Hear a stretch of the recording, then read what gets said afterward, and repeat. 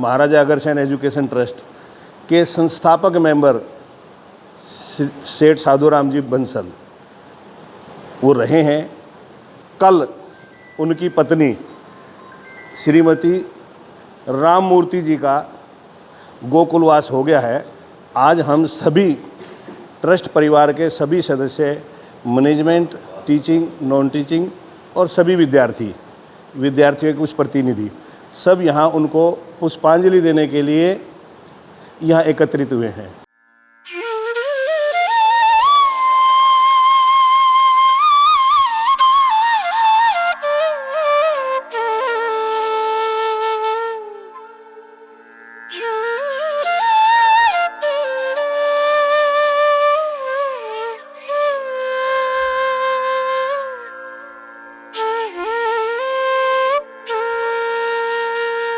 माता राममूर्ति देवी का जन्म आज से 86 वर्ष पूर्व गुरु पूर्णिमा के दिन हुआ था और उनका शरीर भी पूरा कल गुरु पूर्णिमा के दिन ही 86 वर्ष की आयु में पूरी करके वो गोकुलवास चले गए।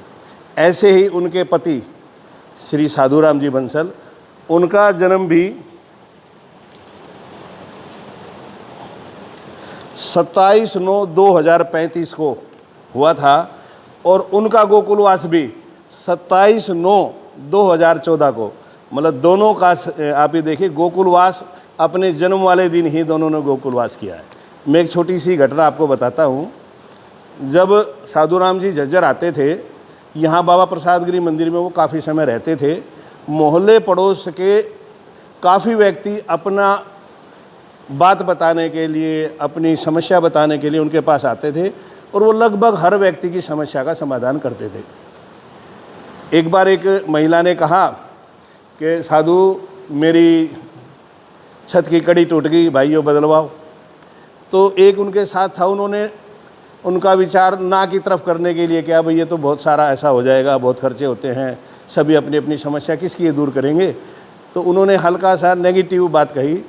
लेकिन राममूर्ति देवी जी का एक कहना था, उन्होंने मेरा नाम लिया, रहे महेंद्र अपने पास से थोड़ी दे रहे हैं, यो दे रहा है दो, करो इनका, बिल्कुल करो भाई, हम अपने पास से नहीं कर रहे, भगवान हमारे हाथ से करवा रहा है, लेकिन देने वाला ये है, क्यों मना करते हो।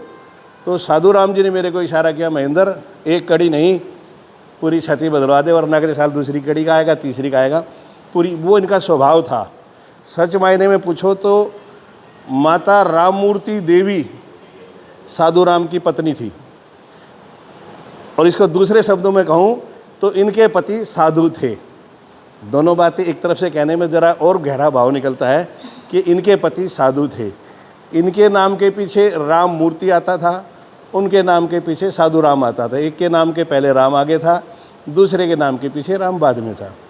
आप इनके जन्म की तिथि देखें 12 और देहवास की, गोकुलवास की तिथि देखें तो 21। एक पहले है, दो बाद में, उसमें एक पहले दो बाद में। तो बहुत से संयोग इस प्रकार से मिलते हैं।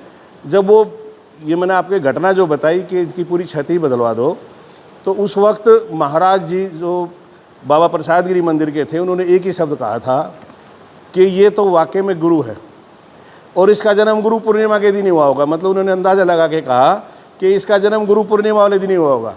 और वो महाराज जी उसको अपना गुरु नहीं मानते थे, उनके पति भी अपनी पत्नी को अपना गुरु मानते थे। ये बात सच्चाई है। आज कल गुरु पूर्णिमा का दिन था। जितनी भी हमारी पूर्णिमाएं हैं, सभी पूर्णिमाओं पर किसी न किसी महापुरुषों के जन्म हुए हैं। मैं छोटा सा किस पूर्णिमा पे किसके जन्म हुए थोड़ा सा एक बार आपको बताता हूँ। हमारा सबसे 12 महीने हैं, सबसे पहला महीना चैत का महीना है। चैत की पूर्णिमा पर हनुमान जी का जन्म हुआ। बैसाख की पूर्णिमा पर उसको बुद्ध पूर्णिमा बोलते हैं, महात्मा बुद्ध का जन्म हुआ।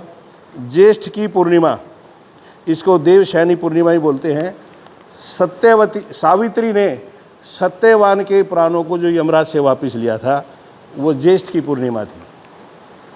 आषाढ़ पूर्णिमा जो कल गई गुरु पूर्णिमा, इस दिन महर्षि वेद व्यास का जन्म हुआ था। उन्होंने बहुत ग्रंथ लिखे हैं। इस पूर्णिमा को, कल जो पूर्णिमा गई है, इसको हम गुरु पूर्णिमा के रूप में बनाते हैं। सभी शिक्षक अपने गुरुओं का भी सम्मान करते हैं। गुरु कोई भी हो सकता है, हम किसी मूर्ति को भी गुरु मान लेते हैं, किसी जीवित व्यक्ति को भी, चाहे आज वो संसार में है या नहीं है, गुरु के प्रति श्रद्धा यदि हम रखेंगे तो मैं एक हल्का सा आपको गुरु बात को किस प्रकार से संभालता है, ये मैं एक छोटा सा भी एक आपको बात बताता हूँ। हमारी मौसी जी भी झज्जर ही रहती हैं। मेरी माता जी सबसे बड़ी और मौसी जी सबसे छोटी हैं। उनकी चैन टूट गई थी। उन्होंने वो चैन जुड़वाने के लिए, टाका लगवाने के लिए मेरी माता जी के पास ले गई कि जी ये चैन में टाका लगवा देना, टूट गई है। माता जी ने वो चैन एक रुमाल में गांठ बांध कर दे दी और बोले जा बेटे ये ताऊ जी से के पास चले जाओ। हमारे पिताजी बहुत, मैं छोटा था तभी शरीर पूरा हो गया था, जाओ ताऊ जी के पास जाके ना और इस चैन को टाका लगवाने के वापसी ला के दे दो। मैं गया, ताऊ जी बोले बेटे अब तू बड़ा हो गया है, काम खुद करे कर, बोधरा सुनार की दुकान, अपना सारा काम वहाँ से होता है, जाके टाका लगवा लें। मैं बोधरा सुनार की दुकान पे गया। उसकी दुकान पे एक ग्राहक और बैठे हुए थे। उसकी एक आदत थी, उसका मानना था कि कोई भी व्यक्ति सोना खरीदता है तो भी पर्दे में खरीदता है, बेच रहा है तो भी पर्दे में बेचता है। उसके पास यदि कोई ग्राहक बैठा हो तो वो दूसरे ग्राहक को कहता था थोड़ी देर में आना, पहले इनको कर लूँ। वो दूसरे ग्राहक को अटेंड नहीं करता था।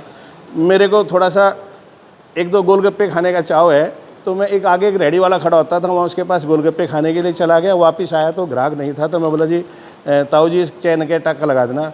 देखा तो वो रुमाल मेरी जेब में नहीं था। मैं बहुत घबरा गया भाई। उस वक्त हाथ भी उठाते थे माँ बाप, पिटाई से भी डर रहा था, सब कुछ था। हाँ, तो मैं उस रेडी पर 3-4 चक्कर लगाए, दुकान के अपने 3-4 चक्कर लगाए, घर से जिस रास्ते पर आया था उससे 3-4 चक्कर लगाए। लास्ट में बहुत, जब 1 घंटा तक मैं घूम फिर लिया, उस रेडी वाले की मैंने वो जो शोकेस होता है उसको भी हटवा के देख लिया। उसका एक कपड़ा बिछा के रखते हैं रेक्सीन का लाल रंग का, वो भी हटा के देख लिया, चैन नहीं मिली। लास्ट में मेरे मुँह से एक शब्द मिले।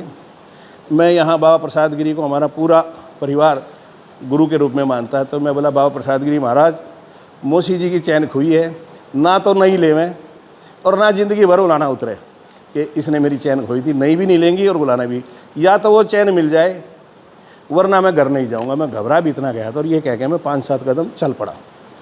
उसी रेडी पर 2 बेटियाँ, वो भी गोलगप्पे खा रही थी। मेरे चलने के बाद वो चली, चैन उस रेडी के पहिए के साथ पड़ी हुई थी।